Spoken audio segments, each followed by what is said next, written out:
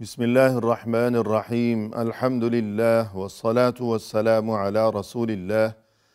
وعلى آله وأصحابه أجمعين أما بعد ناظرین کرام السلام علیکم ورحمۃ اللہ وبرکاتہ۔ شرح الادب المفرد کے عنوان سے اس پروگرام کے ہمراہ ہم آپ کی خدمت میں حاضر ہیں، اور اس سے قبل گزشتہ نشست کے موقع پر ہم پڑھ رہے تھے امام بخاری رحمہ اللہ کی یہ کتاب کہ جس کا نام ہے الادب المفرد۔ اس کتاب میں یہ باب نمبر 225 کہ جس کا عنوان قائم فرمایا ہے۔ امام بخاری رحمہ اللہ نے فرمایا کہ باب الظلم ظلمات، یعنی دنیا میں اگر کوئی شخص کسی کے ساتھ کوئی ظلم و زیادتی کرے گا تو اسے یہ بات معلوم ہونی چاہیے کہ اس کی طرف سے روا رکھے جانے والا یہ ایک ایک ظلم آخرت میں قیامت کے دن اس کے لیے بہت سی ظلمات، یعنی بہت سے اندھیروں کی شکل اختیار کر لے گا۔ جبکہ ناظرین کرام قیامت کے دن کی جو ہولناکیاں ہوں گی اور جو وہاں کی تباہ کاریاں ہوں گی تو اس قدر ہولناک اور ہیبتناک صورتحال میں انسان کو روشنی کی اور نور کی بہت زیادہ ضرورت ہوگی۔ تو ایسے میں اگر کوئی انسان روشنی سے محروم رہے گا اور یہ کہ تاریکیوں میں اندھیروں میں وہ بھٹکتا پھر رہا ہوگا تو ظاہر ہے کہ یہ تو بہت ہی بد نصیبی کا معاملہ ہو جائے گا۔ لہذا اس دنیا کی عارضی و فانی اور اس چند روزہ زندگی میں انسان کو چاہیے کہ وہ ہر قسم کے ظلم و ستم اور زیادتی و ناانصافی سے ہمیشہ بچتا ہی رہے، اور یہ کہ خود اپنے ہی ہاتھوں اپنے لیے اپنی قبر میں اور حشر میں اندھیروں کا انتظام کرنے سے باز رہا کرے۔ اس سلسلے میں ناظرین کرام امام بخاری رحمہ اللہ نے جو متعدد احادیث درج فرمائی ہیں، انہی احادیث میں سے ہم اس سے قبل یہ حدیث پڑھ رہے تھے کہ جس کا نمبر ہے 486، اور اس حدیث میں یہ تذکرہ کیا گیا ہے کہ قیامت کے دن جب تمام اہل ایمان جہنم سے نجات پانے کے بعد اور پل صراط کے اوپر سے گزر جانے کے بعد جنت میں داخل ہونے سے قبل وہاں ایک مقام ہوگا کہ جس کے لیے اس حدیث میں قنطرہ کا لفظ استعمال کیا گیا ہے۔ کوئی پل ہوگا یا کوئی جگہ ہوگی۔ نیز بعض اہل علم کے بقول جو پل صراط ہے اسی کا جو آخری حصہ ہے کہ جہنم کو عبور کر چکنے کے بعد جنت کے قریب جو آخری حصہ ہوگا اسی پل صراط کا، تو وہی مراد ہے اس لفظ قنطرہ سے۔ الغرض جہنم سے نجات پا چکے اور پل صراط کے اوپر سے یہ گزر گئے خیریت و عافیت کے ساتھ، لیکن جنت کے قریب پہنچ کر وہاں جنت میں داخلے سے قبل انہیں دوبارہ روک لیا جائے گا، اور اب اس روکے جانے کا مقصد یہ ہوگا کہ وہاں انہیں پاک اور صاف کیا جائے گا، اس لیے کہ جنت پاکیزہ مقام ہے، اور جنت میں صرف اسی انسان کو داخلہ نصیب ہو سکے گا کہ جو پاک اور صاف انسان ہوگا، ہر قسم کی آلودگی سے پاک۔ اور یہ جو آلودگی ہے یا میل کچیل ہے، اگر یہ شرک کی شکل میں ہوا اور وہ انسان دنیا سے اسی حالت میں اس کی موت واقع ہو گئی، شرک کی حالت میں کہ توبہ کیے بغیر اس کی موت واقع ہو گئی، اب اس کے لیے وہاں آخرت میں مغفرت کی اور نجات کی کوئی صورت نہیں ہے۔ لیکن اگر شرک کی صورت میں وہ میل کچیل نہیں ہے بلکہ دوسرے گناہ ہیں اور وہ موحد اور مومن قسم کا انسان ہے لیکن گنہگار ہے۔ تو ایسے میں ناظرین کرام، یہاں یہ تذکرہ مناسب رہے گا کہ اس قسم کے انسانوں میں سے اگر کسی کے لیے اللہ کی طرف سے بھلائی مقصود ہو کہ اللہ یہ چاہتا ہو کہ یہ جنت میں داخل ہو جائے، لیکن وہ آلودہ ہے، میلا کچیلا ہے، گناہوں میں مبتلا ہے، اور یوں وہ اس دنیا سے رخصت ہو گیا ہے، تو اس قسم کے انسان کے لیے اللہ کی طرف سے اس میل کچیل سے اور اس آلودگی سے تنقیہ اور تصفیہ یعنی صفائی حاصل کرنے کے لیے جو طریقے دین اسلام میں بتائے گئے ہیں، تو ہمیں یہ بات معلوم ہونی چاہیے کہ دو طریقے ایسے ہیں کہ جن کا تعلق اس دنیا کی زندگی سے ہے، کہ انسان کو چاہیے کہ وہ موت سے قبل اور آخرت میں وہ جو تصفیے کا اور صفائی کا موقع آئے گا تو وہ بہت سخت معاملہ ہو جائے گا، تو اس سے پہلے ہی دنیا میں جو دو طریقے ہمیں بتائے گئے ہیں ہم ان سے فائدہ اٹھا لیں، اور اگر کسی نے ان دو طریقوں سے دنیا میں فائدہ نہیں اٹھایا تو پھر اس قسم کے انسان کے لیے آخرت میں دو طریقے ہیں۔ دنیا میں دو طریقے یہ مقرر کیے گئے ہیں کہ پہلا طریقہ توبہ و استغفار اور عمل صالح، یعنی انسان اس دنیا کی زندگی میں ہمیشہ اٹھتے بیٹھتے بہت زیادہ توبہ و استغفار کا اہتمام و التزام کیا کرے، ہمیشہ اللہ سے اپنے لیے معافی کا طلبگار بنا رہے، اور یہ کہ جو اچھے کام ہیں، اللہ کی عبادت ہے اور فرائض و واجبات کی ادائیگی کا اہتمام ہے، اور اللہ کی عبادت کے ساتھ ساتھ اللہ کے بندوں کے ساتھ بھی ہمیشہ اچھا سلوک کیا کرے، کسی کا دل نہ دکھائے، کسی کو کوئی صدمہ نہ پہنچائے، کسی کا کوئی حق نہ دبائے، یوں توبہ اور عمل صالح یہ پہلا طریقہ ہو گیا اس دنیا کی زندگی میں۔ رسول اللہ صلی اللہ علیہ وسلم نے ارشاد فرمایا، التائب من الذنب کمن لا ذنب لہ، جس کسی نے اپنے گناہ سے توبہ کر لی ہو تو پھر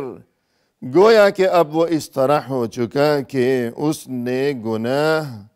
کیا ہی نہیں تھا، کوئی گناہ سرزد ہو گیا پھر اس سے توبہ کر لی ہو صدق دل سے، تو اب اس کا حال یوں ہو گیا، اس قدر وہ پاک اور صاف ہو گیا گناہوں سے کہ گویا اس نے کوئی گناہ کیا ہی نہیں ہے۔ تو یہ توبہ کی برکت ہے کہ گویا اس گناہ کا یوں خاتمہ ہو گیا، صفایا ہو گیا کہ اس نے وہ گناہ کیا ہی نہیں تھا۔ اور اسی طرح یہ جو اعمال صالحہ ہیں، یہ اچھے کام ہیں، یہ اللہ کی عبادت، مثلا انسان جب وضو کرتا ہے نماز کے لیے تو ہمیں رسول اللہ صلی اللہ علیہ وسلم کی طرف سے یہ خوشخبری دی گئی ہے کہ وضو کے دوران جس طرح پانی کے یہ قطرے ٹپکتے ہیں انسان کے اعضاء سے، کہ جن اعضاء کو وضو کے دوران دھویا جاتا ہے، تو جس طرح اعضاء کی دھلائی ہو رہی ہے اسی طرح گناہ بھی دھلتے چلے جا رہے ہیں، اور یہ کہ جس طرح پانی کے یہ قطرے ٹپک رہے ہیں، نیچے گر رہے ہیں، تو بعینہ ہی اسی طرح انسان کے گناہ بھی جھڑتے چلے جاتے ہیں، گرتے چلے جاتے ہیں۔ اور پھر جب انسان وضو کے بعد نماز کی پابندی کرتا ہے، مسجد آمد و رفت کا سلسلہ ہے، تو ہر قدم کے ساتھ اس کے گناہ معاف کیے جاتے ہیں۔ اور یہ کہ ارأیتم لو ان نہرا بباب احدکم یغتسل منہ کل یوم 5 مرات هل یبقى من درنہ شیء، فرمایا رسول اللہ صلی اللہ علیہ وسلم نے کہ فرض کیجئے کہ کسی انسان کے گھر کے دروازے پر کوئی دریا بہہ رہا ہو اور وہ شخص روزانہ اس دریا میں 5 بار غسل کیا کرتا ہو، کہ وہ دریا کہیں دور نہیں ہے بلکہ اس کے دروازے پر ہی دریا بہہ رہا ہے، اور یہ کہ پانی کی کوئی کمی بھی نہیں ہے بلکہ پورا دریا بہہ رہا ہے، یوں وہ انسان ہر روز بلا ناغہ اور بغیر کسی سستی و کاہلی کے کہ کہیں دور جانے کی ضرورت نہیں ہے، دریا تو گھر کے ساتھ ہی بہہ رہا ہے اور بڑی وافر مقدار میں پانی بہتا چلا جا رہا ہے۔ تو ایسے میں وہ انسان جو کہ روزانہ بلا ناغہ ہر دن 5 بار غسل کیا کرتا ہو، تو کیا اس کے جسم پر کوئی میل کچیل باقی رہ سکے گا؟ قالوا لا يبقى من درنه شيء، لوگوں نے عرض کیا کہ اے اللہ کے رسول، اس کے جسم پر میل کچیل کس طرح باقی رہ سکتا ہے کہ ہر روز 5 بار جو کوئی غسل کیا کرتا ہو؟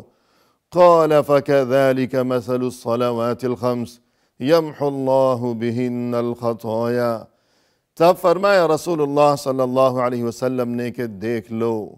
بعینہ اسی طرح وہ انسان جو کہ روزانہ بلا ناغہ 5 نمازیں ادا کیا کرتا ہو پابندی کے ساتھ، تو اس کے گناہ بھی اسی طرح معاف ہوتے چلے جاتے ہیں،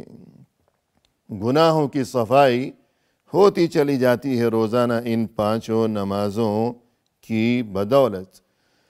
اور اسی طرح مثلا فرمایا رسول اللہ صلی اللہ علیہ وسلم نے کہ من صام رمضان ایمانا واحتسابا